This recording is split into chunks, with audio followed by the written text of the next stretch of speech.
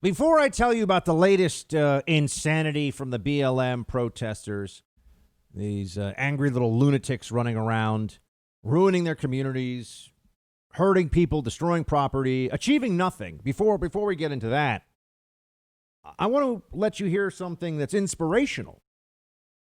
I want you to hear something that is a reminder of what's at stake here, but also the good, the upside, the promise of this election. It's not all just we're in this fight and terrible things are going to happen. That's all true, but there can be lives that are inspired.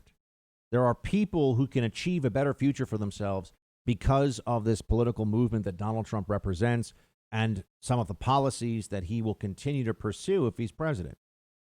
I'm not a lib. I don't think everything's perfect. I don't think Trump is going to make everybody happy and everything wonderful, but I think that it is a positive for far more people to have Donald Trump in office than it would be to have his decrepit opponent. Here is a truck driver. This Donald Trump retweeted this himself, and it's worth watching the whole thing. I just want to play some of it for you. I believe his name is Gary Lamb, and he's a black man in America doing a job, providing for his family. And here's his view of President Trump. Play it. To me, Trump is a second chance. So when you say I'm like, nah, dude, he's way more than that. He's way more than that. You see, I don't have the luxury to worry about freaking Roe versus Wade. I don't have the luxury to worry about that. I'm too busy trying to keep my family fed to think about that. And for the first goddamn time in my life, I actually see a way out. I see a way out, something I've never seen before. I see a way out, man, and just that little bit of hope is enough for me to have a fire in my belly, powerful to freaking charge the goddamn world, man. I'm ready to take over, but if Biden gets in office, man, I don't know what I'm gonna do. He goes on for a couple of minutes. It's really powerful, and it's eloquent. You can tell it's just heartfelt. It's from a guy who just sees. He sees that Trumpism is inspiration for individual people to try to achieve the life they want, to try to achieve the respect for themselves and respect within their communities of being free to rise, to make good choices, to build, and to be a really important and positive part of their community, wherever the community is across the country, whatever city, whatever state, wherever you live. There's something deeply positive about all of this. Inspiring, encouraging. And I just wish that fewer people in this country were subjected to the constant drumbeat of anti-Trump propaganda, the straight up insanity of Trump is such a racist and he's a fascist, because unfortunately, a lot of people are easily swayed.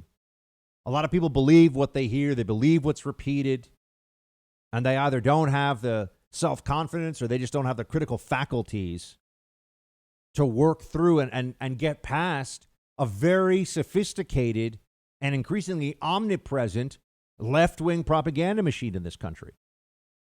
You know, they control the social media platforms. They control the traditional media platforms. They control academia. They control the levers of power inside the federal bureaucracy still. That's what the deep state is. There are people like Gary Lamb who are saying, I want a better future. I want less regulations.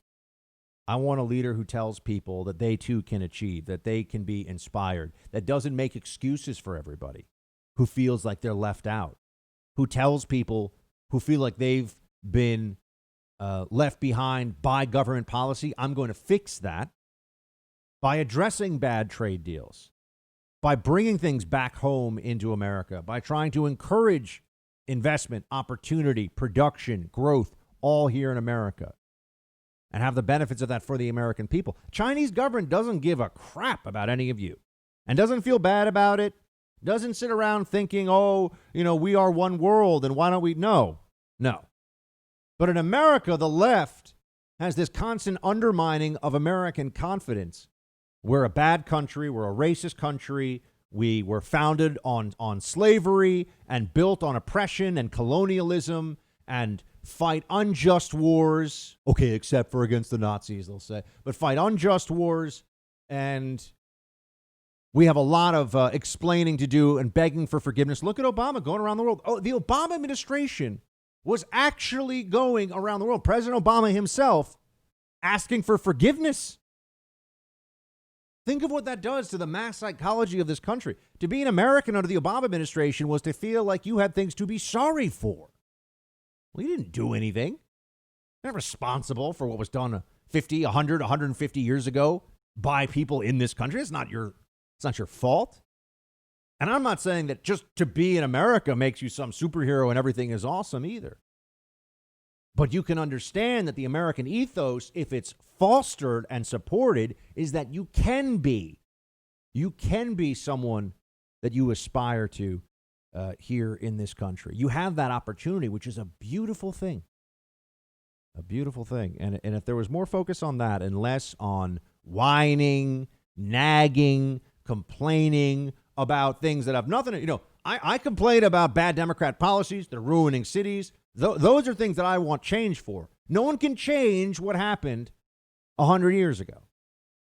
No one can be held responsible for what another person did. It's either undermining foundational concepts in our society of justice and responsibility and individuality with this left-wing garbage. Gary Lamb understands. He understands that the implicit message of Trump and his supporters is we love our fellow Americans and we want everybody to know that the government is going to try to support good ideas, good policies, and a good future for everyone. It's on you though, right? I mean, we're not constantly growing the welfare state even more and doing socialism and pulling others down to lift. That's the difference. And that ultimately doesn't make people feel better. That ultimately doesn't actually inspire. Dependency is a weakness. Dependency is something that people want to avoid.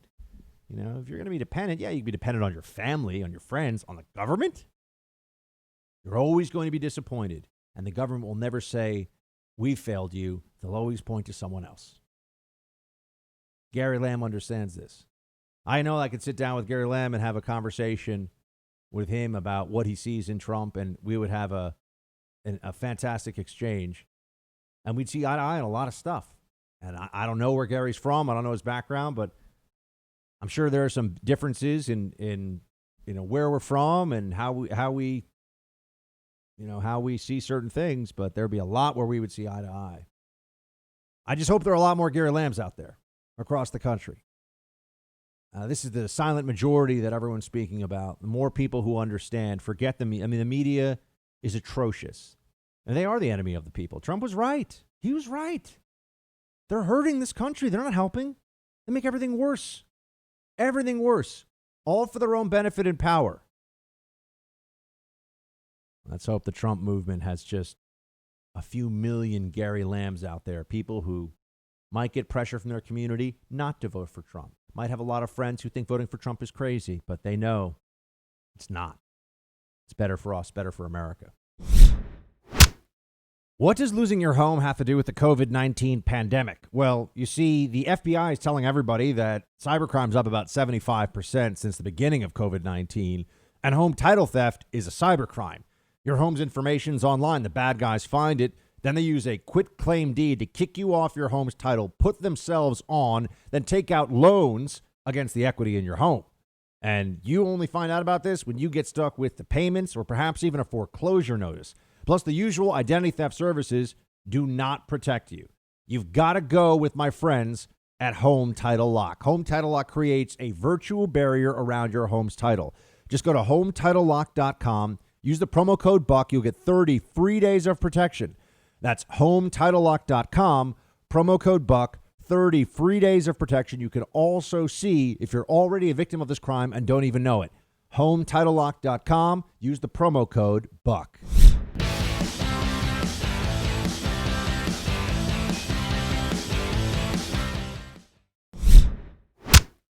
There's another vision of this country, another view of who we are as a nation and what our path forward is. It's one the Democrats have embraced, one the Democrats are spending a lot of time promoting everywhere that they can.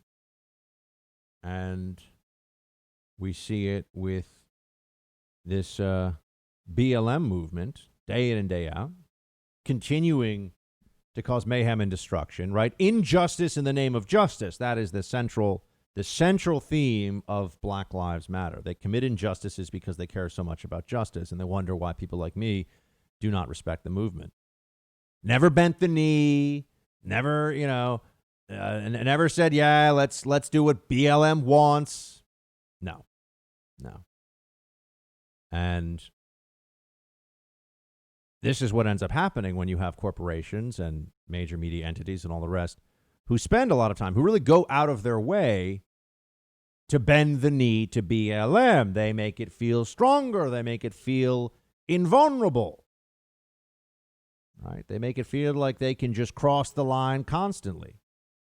And here is in Louisville, this was last night, they created a space near a church.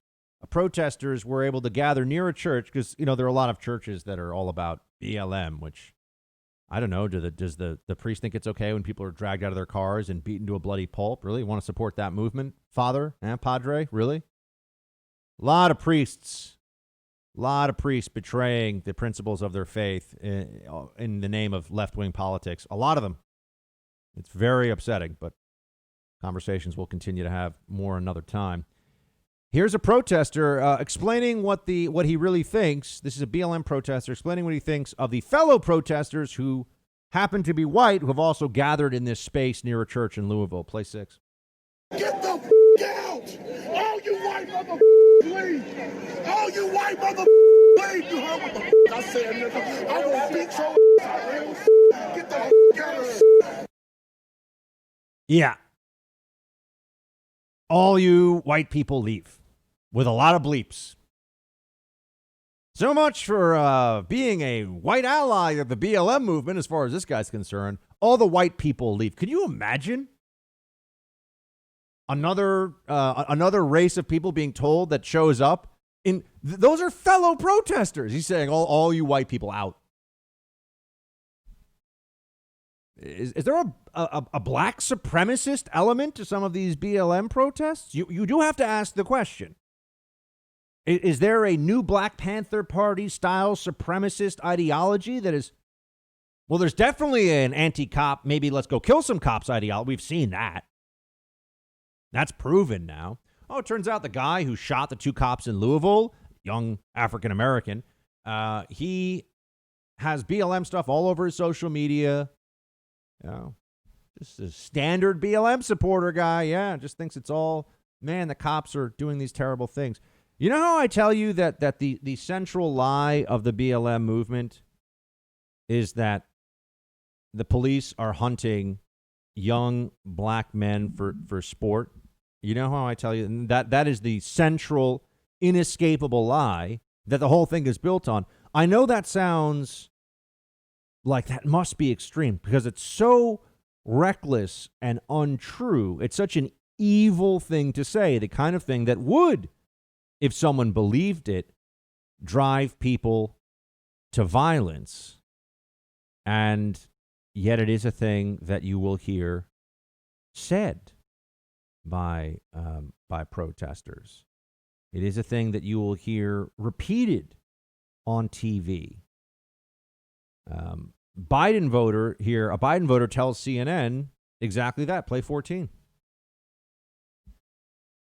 Quite frankly, I'm tired of turning on the news and watching people look like me being slaughtered for sport. I really am just at the point now where I don't want to have to keep explaining to my kids like why they have to move differently because of the color of their skin. Black people being slaughtered for sport, she says, on the air at CNN. It's a disgusting thing to say. No, in fact, when a black person in this country is shot by police under what are often, on its face, completely justifiable circumstances, there are often riots and a national conversation and a conflagration, actual fires, as we know. I meant that metaphorically, but actual fires being set to buildings. So how is it that in this society we pretend that black men are being murdered by police for sport when the actual reality that we see is that there are black men who are killed in the commission of a felony, including felony and perhaps even attempted murder against a police officer. And then there are national riots. And there are people marching in the streets. And every politician has to have some somber conversation with the public about why. It's just lies. It's just lies. They continue to lie about all of this. And the worst lie of all is this claim that black people are being slaughtered for sport. Think about what that implication is, that there are people in the police force who want to go through this. Even in the most justified shootings that you've seen by police officers, right? Some of this on video and some of it we just know from eyewitness testimony. Even in the very clearly justified use of force situations, cops involved often have their lives ruined. The cops involved are going to have sleepless nights. People don't often talk about this. If you're involved in a fatal shooting, there's a very real chance that officer might have serious psychological difficulties, PTSD afterwards. Cops don't take that job because they want to kill anybody.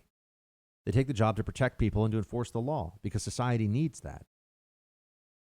But young people, particularly young black males across the country, are being told by some of their biggest role models, the most powerful, wealthy, influential voices, and by the mainstream media, that there are police out there who get enjoyment out of murdering young black men. It's the most heinous lie you could come up with about law enforcement if your intent was to just destroy and divide the country. What could be more ugly than that?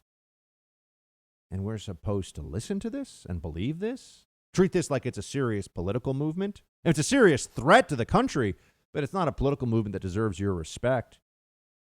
It's not a movement that deserves, that is going to bring about reform. And I'm happy to see there are voices out there. There are voices in the black community who are coming forward and saying, okay, this stuff about defunding the police and how the police are hunting people, this is really bad. This is wrong. Play 13. To really be careful when we, I hear these fools on TV talking about defund the police and things like that. We need police reform and prison reform and things like that. Because you know who ain't going to defund the cops? White neighborhoods and rich neighborhoods. So that notion they keep saying that, I'm like, wait a minute, we just going to leave, who are black people supposed to call? Ghostbusters? When we have crime in our neighborhoods, we need police reform. But like I say, white people, especially rich white people, they're always going to have cops. So we need to stop that defund or abolish the cops crap. What he's saying about the abolishing the police stuff is true. And I understand people say police reform. I never really hear any particularly good ideas about police reform, and this does go back to a roll call question yesterday. Increased transparency about lawsuits about involving police, maybe. There are a lot of frivolous use of force lawsuits. It's kind of a slip and fall accident thing. There's some lawyers who specialize in that, though, so you have to be aware of that. There are excessive use of force situations, there's no question, and it's horrible. The penalties, the public often doesn't know this, but the penalties, if you have, I actually know a police officer very well who was doing a routine arrest, and the guy said that he groped him, that the officer groped him, and he was facing federal charges over that, over civil rights, like a sexual assault civil rights violation in custody. Yeah, it was a lie. Fortunately, the partner was there to back him up, but the penalties are already severe, folks, for law enforcement when they really do mess up.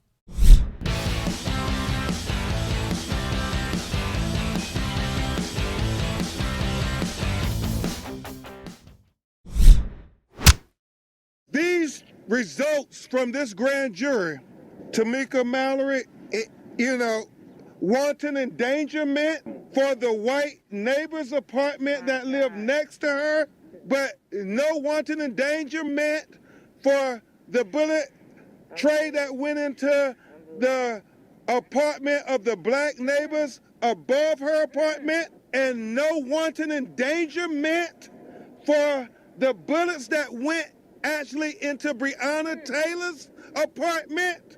And Lanita, no wanton murder charges for the bullets that mutilated Breonna Taylor's body.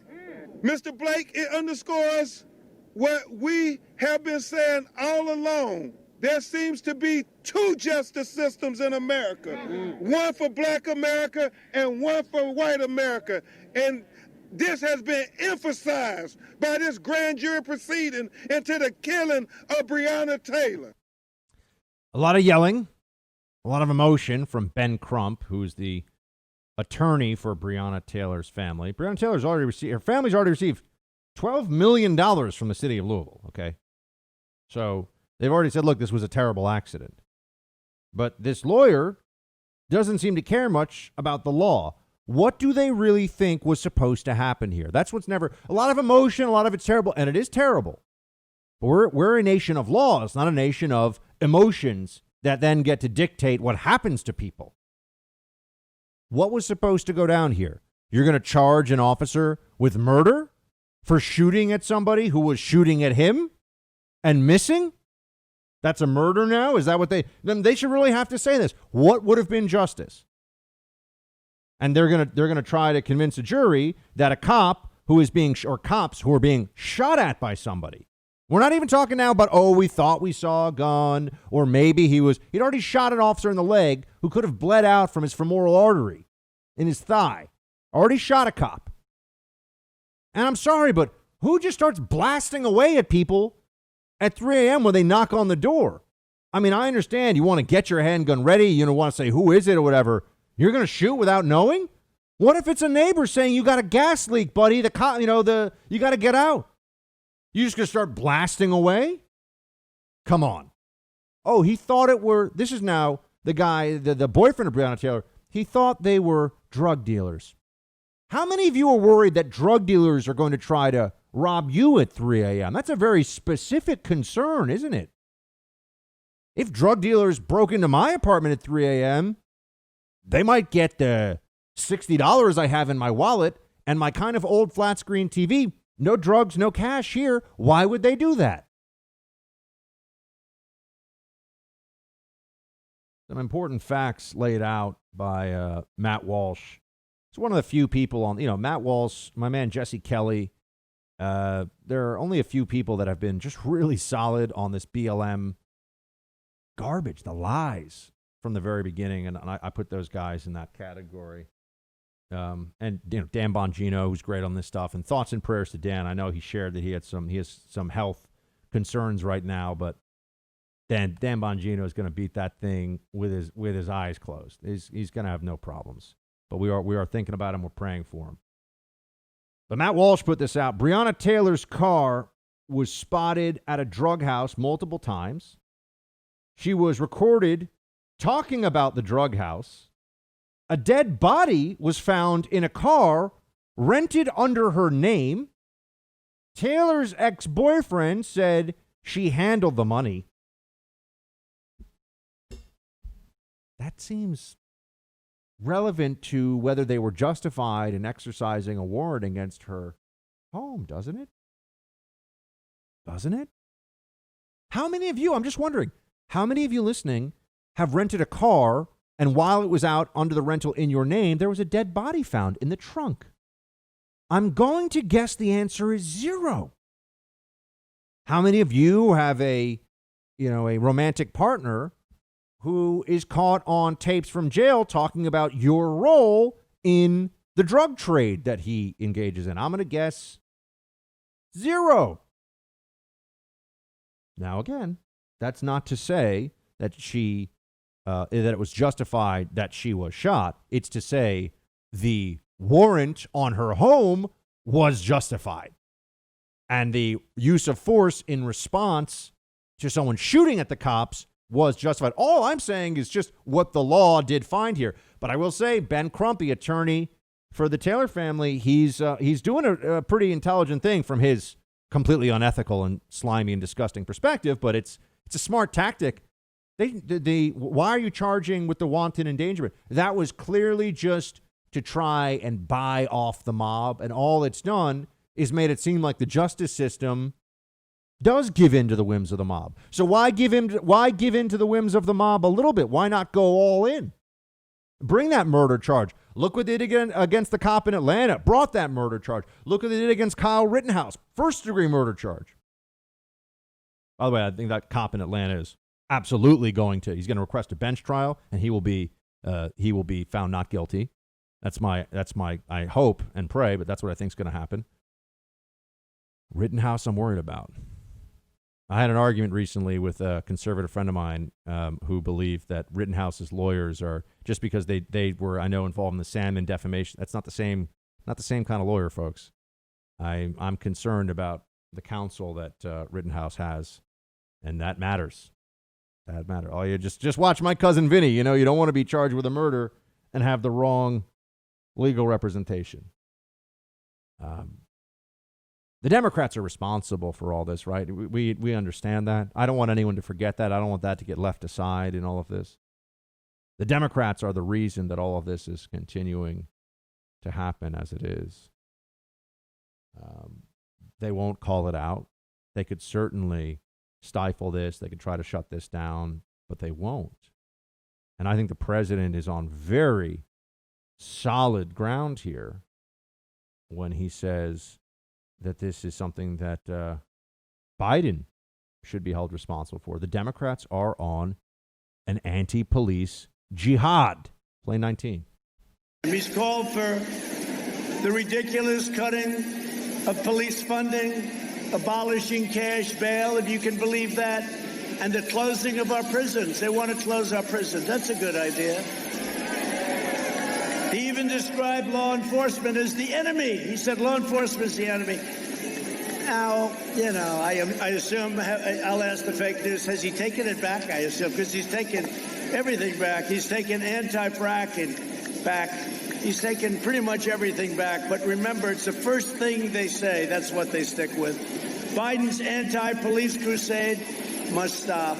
As president, I will always stand with the heroes of law enforcement.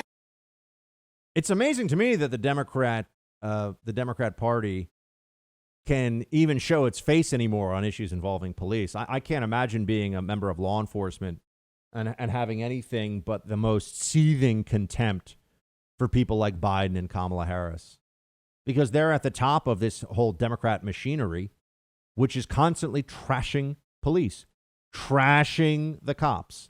That is what they do.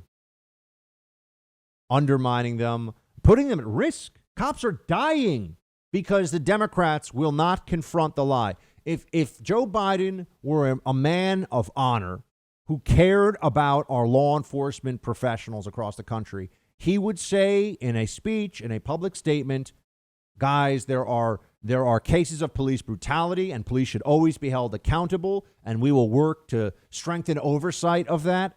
But the story that black men are hunted by the police for sport is not true. Why won't Joe Biden say that? Why won't Kamala Harris say that? Do they not think that that's the case? Do they believe that police are hunting black men for sport? Because if the answer to that is yes, they definitely need to tell us that. Everybody should know that.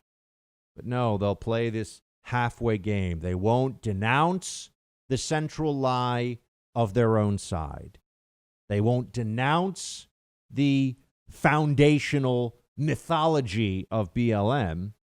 And they'll do this very boilerplate, rote, yeah, sure, cops are, we like cops sometimes, but, we got to make sure we throw some in prison if people don't like what they're doing. It's unacceptable, friends. Absolutely unacceptable.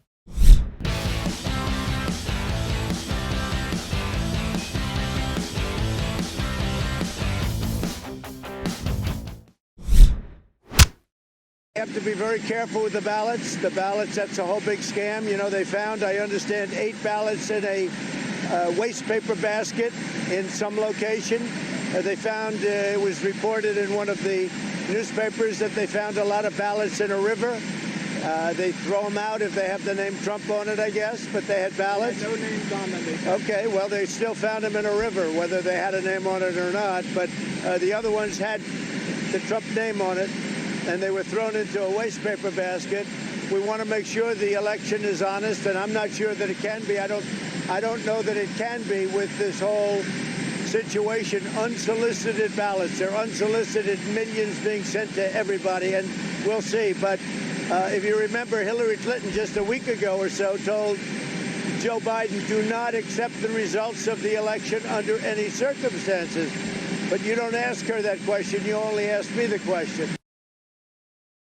This goes into a couple of things here that we need to talk about. One is they're already finding mail-in ballots that are discarded. They're already coming up and look. Is anyone surprised by this? Does anyone think that this is not going to happen? Here you go. This is the NPR, so, you know, your taxpayer-funded communist but domestic American propaganda. Feds, in unusual statement, announced they're investigating discarded ballots. The FBI and the U.S. Attorney for the Middle District of Pennsylvania said Thursday they're investigating potential issues with 9 military ballots in one county. They believe the ballots were opened improperly, though they've not taken any action or filed any charges. U.S. Attorney David Freed said the investigation remains active. Voting rights and Justice Department veterans said the proximity to the election and preliminary nature of the investigation makes this highly unusual. Oh, why? See, this is the classic thing. Whenever stuff comes out that hurts the Democrat narrative, it's why is there so much transparency? That's what you hear from the journalists. They're doing it with the DOJ, FBI text messages too. There's too much transparency going on here. Yeah, because the journalists really want to bring you the truth. Say the morons. My God. White House Press Secretary Kayleigh McEnany also waited on the lost ballots. Play 3. In the last 24 hours, police in Greenville, Wisconsin, found mail in a ditch, and it included absentee ballots. And also, I can confirm for you that Trump ballots, ballots for the president, were found in Pennsylvania, and I believe you should be getting more information on that shortly. Here in the last 24 hours, they were found cast aside. For every ballot that you find cast aside right now, that you happen to find at this stage before a vast majority of people have actually voted, every ballot you find cast aside, there's a lot more that you're not finding that have somehow disappeared, been thrown in a ditch, thrown in a garbage can. And that's why sending out live ballots to everybody on a voter roll, we know voter rolls have a whole lot of people who are dead or moved or gone, is a reckless policy. But that's why Democrats want it. They want the reckless policy. They want this to be happening the way that it is. It's pretty appalling, but that way they'll have an opening to they'll have an opening to contest the results of the election no matter what. They're mandating looser election protections so that as a backup plan they can say, look at how loose these election protections were. Look at how our election was not secured. They demand the insecurity so that later they can complain about the insecurity if they say, if there's the possibility that, or if they lose, rather. Nancy Pelosi, I also want to get to this. Nancy Pelosi giving us a sense of just what extremes they're going to try to go to in order to stop, assuming it's Amy Coney Barrett, we find out tomorrow. But if it is her, or anyone else for that matter that Trump would appoint, here's the Pelosi approach to this, because she's such an institutionalist and a law and order person, right? Play 12. I'm sorry, no, play 11. There's many, I have the privilege of being a leader in the most diverse party in every possible way, including opinion. A large number of people outside, not in the House, but outside, wanted me to shut down government because of what they're doing on Justice Ginsburg. Shut down government? I'm not a big believer in shutting down government. But when the West is on fire and the South is battered storms and the whole country is suffering from a pandemic and we have a downturn in our economy and the people we need so that we can do our jobs, public employees, we're going to shut them down? No, I don't think so. But think about that. Democrats right now were telling, according to Nancy Pelosi, were saying shut down the government because of the Supreme Court pick. That shows you the mentality, folks. I don't know what they're going to do yet.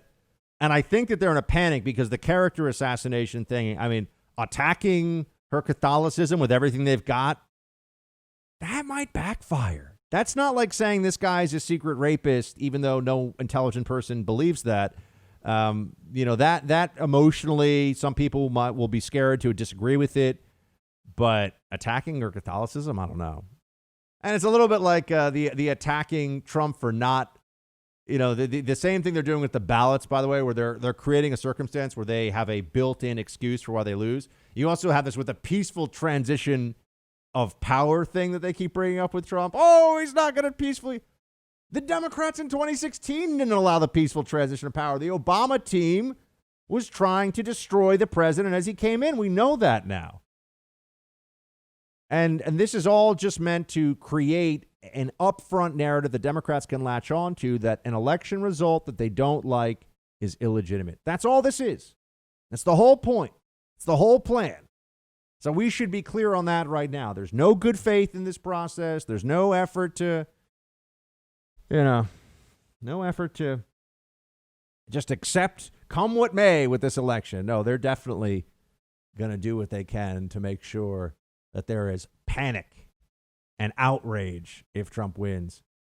I certainly hope he does. I'm just trying to think of what sore winner victory dance I'm going to do and post on social media, because that's the kind of mood I'll be in. But we got to get there first, friends. Got to get there first.